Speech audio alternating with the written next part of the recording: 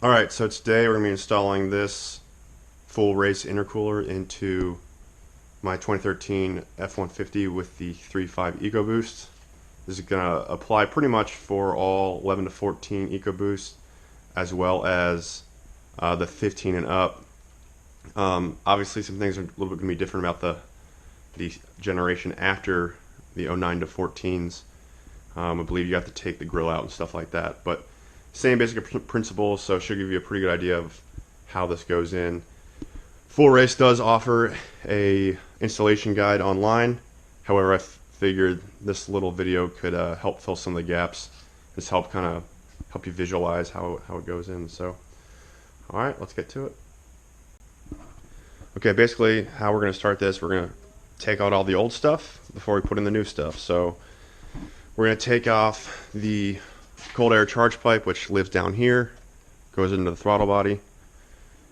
Then we're going to take out the intercooler, take off the horn bracket, and then we can start putting in our new pieces. So if you're unfamiliar with the 3.5 Ecoboost, the intercooler sits down low behind the bumper. So what that does, if you're trying to put on a different bumper, or if you're trying to put on a winch, it can sometimes get in the way, which it's getting in the way for me. I hope to get a pre-runner bumper someday and possibly have a winch in it, depending on what I get. So obviously before I do that, I gotta move the intercooler. So that's what the Full Race allows you to do. You can put up here in front of the radiator, kind of make it a high mount, and gets it out of the way. It allows you to have a lot more freedom. So let's get to disassembling. Okay, we're just going to start with the horns first because it's super easy. Just one clip here for the electrical connection, and then a 10 mil bolt that just comes off. And I have the catch can here too, so I'm just going to remount that. Okay, now we're going to take off all the connectors to the charge pipe, which comes out of the cold side of the intercooler. Hopefully you guys can see it okay, but basically it's two connections. We have the small clip that goes to the map sensor. If I can get it out. Maybe not on camera. Then you have this PCV hose over here, which you pull those white clips at the bottom together and you push them up, and you can pull up the whole thing. Then it comes off pretty easy. Let's see if I can get my right hand up here. There we go. Okay, so that just comes off.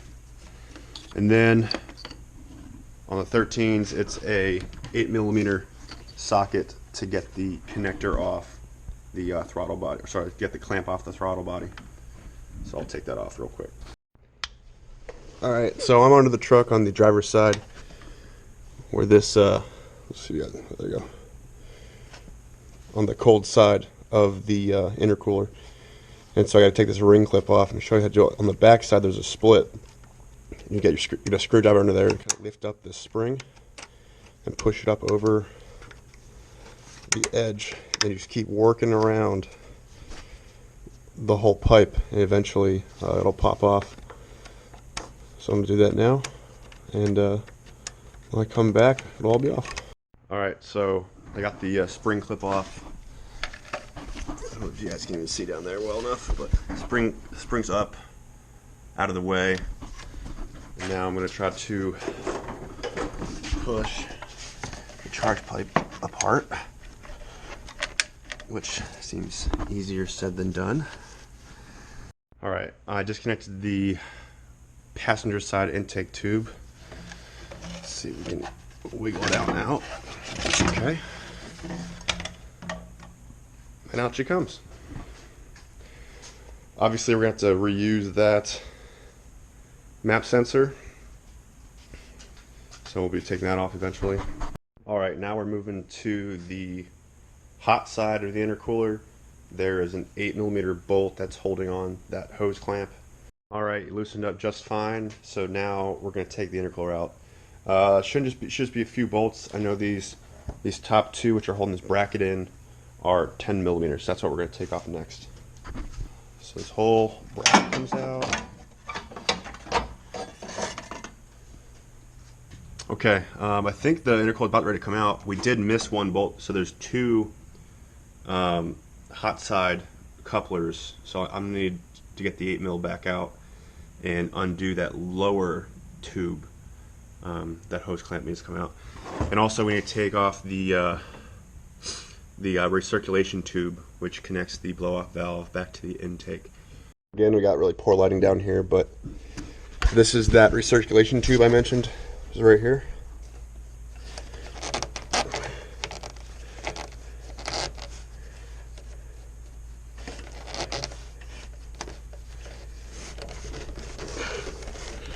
Oh, there we go. Okay, so you do twist it.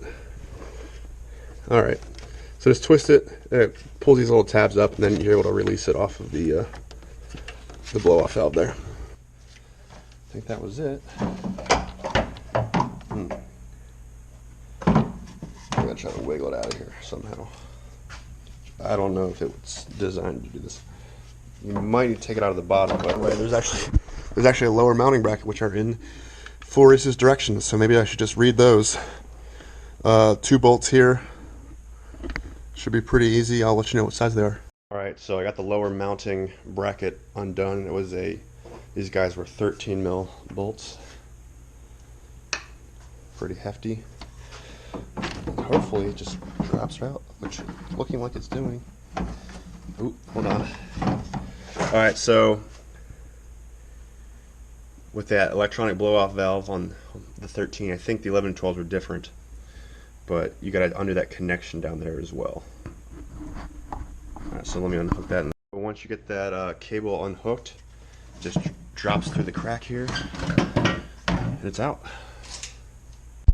Alright, so now the next step is you got 2 couplers here that come from each turbo, so you have to undo these little rubber couplers. They're super flexible. I'm assuming that's going to be an 8mm bolt. I'll let you know if it's different, but you're going to have to crawl under there and take it out. Alright, so everything's out that we need out. Now I'll put our new stuff in. First thing is this lower mounting bracket, which is pretty beefy, I will say. And let's put it down in here. I think it lines up pretty well. I already did a little test fit. Alright, so to secure this to the frame, we're going to use the same 10mm bolts that we pulled out of this location before. And I'll use the impact driver to tighten them up. The next step is to install the hot side pipes. These are going to attach to the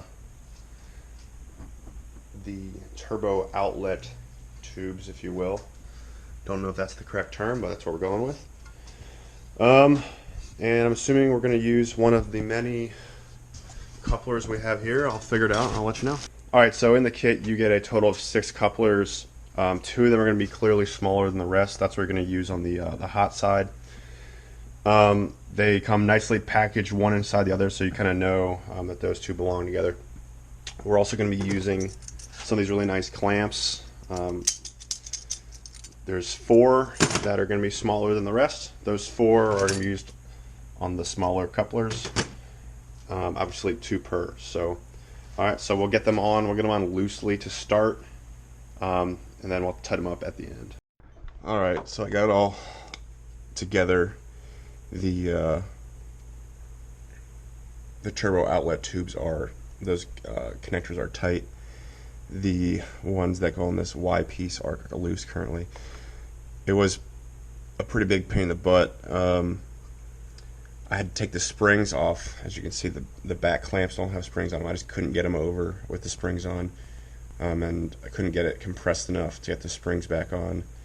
The ones that connect to the aluminum Y piece seem pretty easy, and it kind of everything just popped in there. So the next step is to grab 2 of these bushings off of the stock intercooler, and they seem pretty easy to get off. Just kind of pry it with a screwdriver underneath. I'll pop them up and get both off. Then I'll show you what to do with them. Now we are going to press these supplied full race bushings in. Looks like a piece of hose, but I guess it does the job. Just they push these in here and make sure they're flush with the top. So I'm just going to put in a little bit more soapy water, kind of help get it in there easily. Let's see if I can do it with one hand. Probably not. Oh, they're going. Okay. So let's give it a good little push. Okay, and it's basically in there. Alright, so I think I figured it out. The bushings, the OEM bushings that you put the supplied full race bushings in, I believe that goes on top. It's going to go on these posts up here. So when you do the top bracket, it goes on that. Because online, when it shows the lower bracket, it shows them just like this with no bushings in them. So I believe you're using only the supplied bushings on top and not the bottom. So we'll try that and see how it works. I'm going to try to put the bushings, the OEM bushings, into the bracket first, and then I'll add the supplied bushings, and then I'll try to put it all on to the intercooler. Alright, so that worked a lot better for me. So yeah, I would definitely recommend putting the large forward bushings into the bracket first, then slipping the little full race bushings, the little hose piece, in there, and then putting the whole assembly onto the intercooler itself. Alright, so now I think we're ready to throw this thing in. Alright, I lied. So we're going to take off these two 10mm bolts right here, because that's what that bracket is going into. You leave the hood against like this frame piece or whatever that is. Sorry, you leave the hood latch there, and then the bracket will go right on top like this. I am going to have to move this, I think, so I'm just going to loosen up, get it out of the way for now. My RX catch can, obviously. And maybe, hopefully, we can mount it somewhere close by, obviously. So, alright, let's get this, I'll get this thing put in, then we'll see. As some of you might have noticed, there's a logo on this now. I was wrong, I misspoke on the last video when I said that Full Race gave us only a bunch of stickers. They actually give you a template that you can stick on, I guess, whatever you want, but obviously I just stuck it on the intercooler, painted it. Yeah, I think it looks pretty neat. She is officially in. Like I predicted, I am going to have an issue with this. Have to figure out, maybe like build another bracket or something like that to get it up out of the way. But alright, we'll continue with the install. Okay, so the next step that they have on the website is to take off the horns from the stock bracket and use the bracket supplied by Full Race, which is right here. It's just a 10mm socket, so I'll get those off and get them back, get it all hooked up. Alright, so you're going to have to mess with the horn orientation. It's definitely a tight fit here next to the intercooler, but so you have to make sure you're close enough for this connector to work. So that's why I kept this horn oriented down, but I oriented this one up so that way it wasn't like it is. So it's still kind of touching the intercooler right there. I mean, it's plastic on metal, so if anything, the horn's gonna have some issues, but you know, no big deal, whatever. But we'll see how it works. That's what I'm gonna go with for now. So next we're going to take off the map sensor off of the OEM charge pipe, and then we're gonna put it on the Full Race charge pipe. Full Race does offer, they do provide 2 new screws. They are Allen screws instead of like the Torx bits that you see here. So we'll be using those to install it. Alright, so I got the new map sensor on. Pretty straightforward. One thing I did want to point out though is that I did have methanol bungs included. Full Race supplies these nice little plugs right there. So basically I'm going to use the plugs, fill them up for now. If I ever choose to do methanol at any time, I can, you know, obviously take the plugs out and put the injectors there. Just a nice option in case I want to get crazy in the future. So All right, just want to point that out. Now I'm going to go throw this in the truck. All right, I got the charge pipe installed with the mass airflow sensor connected back to the cable, with the PCV hose connected back up. These are still loose, and now I'm just going to connect some of the final stuff. Got this last elbow that connects the intercooler to the charge pipe, and when I do that, I'm also going to put in the electronic blow-off valves. So before you put in this cold side elbow, make sure you install your blow-off valve first, or else you'll hit your bumper and you'll have interference. You'll have to pull it back out just like I had to. So to get it off the stock intercooler, you have to rotate it more than that, just past 90 degrees, probably 135 degrees, and it pops out on this little, like, on these grooves, these threads. So to install it, you do the opposite, obviously. So just got it on. Now it's too easy. Use the supplied screw and washer that come with the kit. And I'm gonna go, there's two holes here. I'm gonna go towards the tighter hole because I feel like I can, it's not that big, but not much harder to pull it that way. Just to make sure we have a good seal. So I'm gonna get that installed, and I'm just gonna throw this pipe back in the truck. All right, hopefully it's not too close. I'm trying to back up. All right, so I got the elbow back on. I connected the cable that controls the electronic blow-off valve. However, now I had a little bit of a surprise. So this recirculation hose, no chance it's fitting on this. Not a chance. It's not long enough. So I guess the intent of the system was that it basically deletes this, and there's this rubber cap that you would use up top, and put a hose clamp on to that that intake tube. If I would have not known that this would just stay open and didn't recirculate, I probably just would have got a aftermarket blow-off valve. All right, so here she is. It definitely looks awesome. I guess I still have to find a solution to figure out how to mount my catch can differently now. So I might just have to make a little extension bracket. I don't really think it'll be an issue. Just might take some creativity. Overall, took me about a day, but that's with you know, trying to film and stop and eat and stuff like that. You probably, if you were doing what you're doing, you could probably do this in a few hours, no problem. So, I do have to. I don't know if you can see it in there. There's that gray connector, similar to the one we took off before. That's when I have to put that rubber cap on, probably with a hose clamp as well, just to make sure it stays tight. Yeah, because that's under vacuum at that point. But yeah, let me know if you have any questions. I think it's going to work out awesome though. And yeah, it wasn't too bad. All right, thanks, bye.